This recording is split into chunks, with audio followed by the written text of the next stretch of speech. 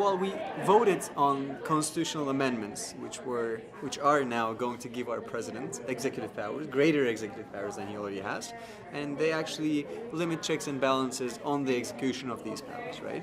It was a very close referendum. It's about 51% to 49%. The Turkish population voted for yes. It was, parts of the election, the entire election cycle was actually put into question by a lot of people, especially the opposition, because the run-up to the election day, the yes campaign was like the almighty using state resources and limiting civic liberties, and there were all sorts of questions around the freedom, about fairness of the elections because the media was restricted and so on and so forth.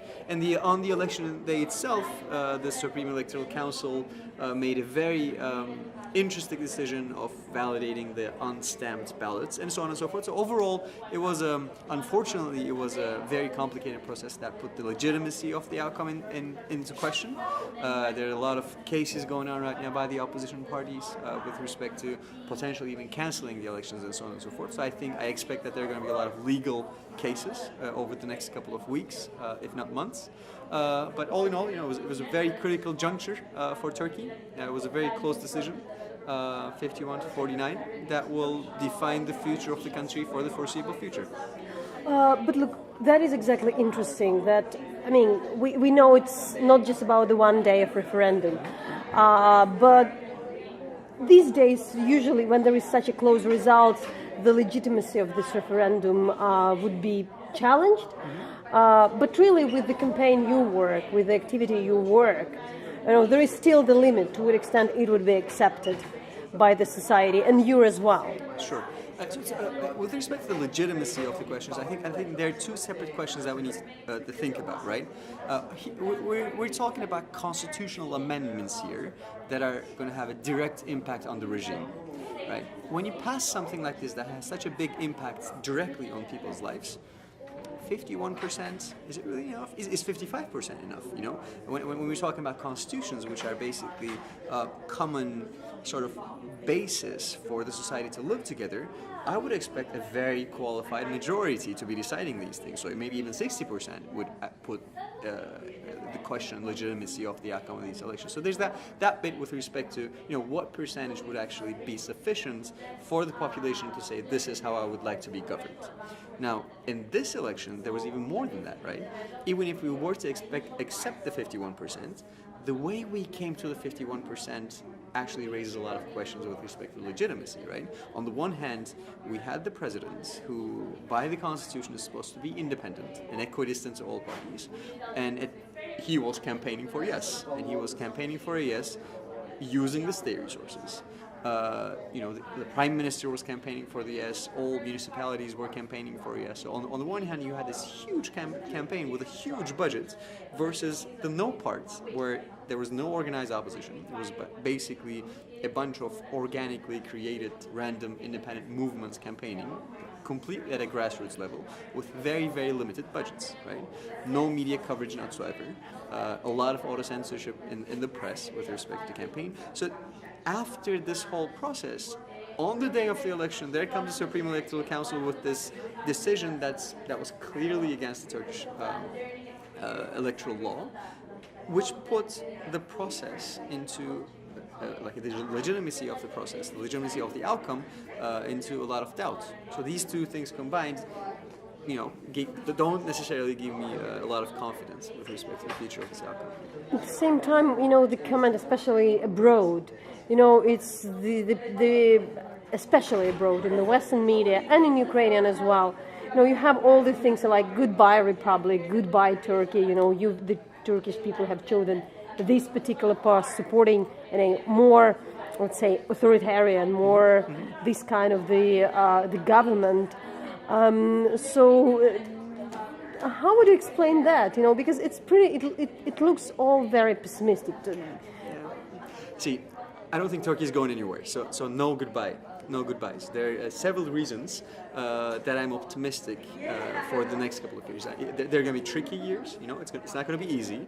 But there are a couple of facts that make me optimistic. One of the facts being despite everything, right? So despite the campaign being so disproportionate, despite threats, and despite the fact that the Yes campaign used nationalistic rhetoric and religious rhetoric to sort of push people towards the Yes side, half of my country, half of the population said no.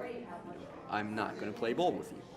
And that's very encouraging, right? Half of the people, despite everything else, said that I'm not fine with this. I'm going to stick to my democratic values, and I'm going to make sure that this country at least remains, with respect to the regime, that we at least maintain a certain degree of checks and balances, and we're not fine with the system. So I trust that from this 50%, from this half of the country, new opinions, new visions, and new political movements will form. And this really makes me optimistic. The second bit is, when I look at the people that work for the No campaign, these are people that were not affiliated with politics before.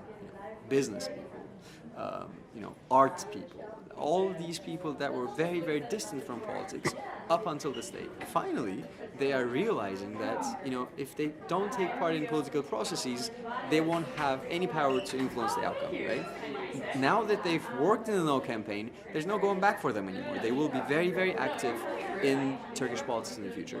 They will be active citizens in one way, shape, or form, be it through the NGOs, be it through civil society, politics, and whatnot, but they will now become part of the processes which they were not part of before.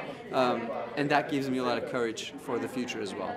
That gives me a lot of courage that, despite the short-term risks of this outcome, I think going forward this will add to the strength of the Turkish democracy. And these results leave us with the ideas, which often picked up by the media, about the very divided country. And the communities which do not speak together to each other in some way. So really, what can be done with that? We see that there are very high emotions on that, and the people who are supporting Erdogan, they're really supporting. Look, we have to acknowledge one fact, which is that the President Erdogan has done a lot of good things for a huge number of people. And people appreciate this. Turkish society, from its traditions, from its culture, is a very appreciative society. We don't forget, and he's done a lot of good things for a lot of people.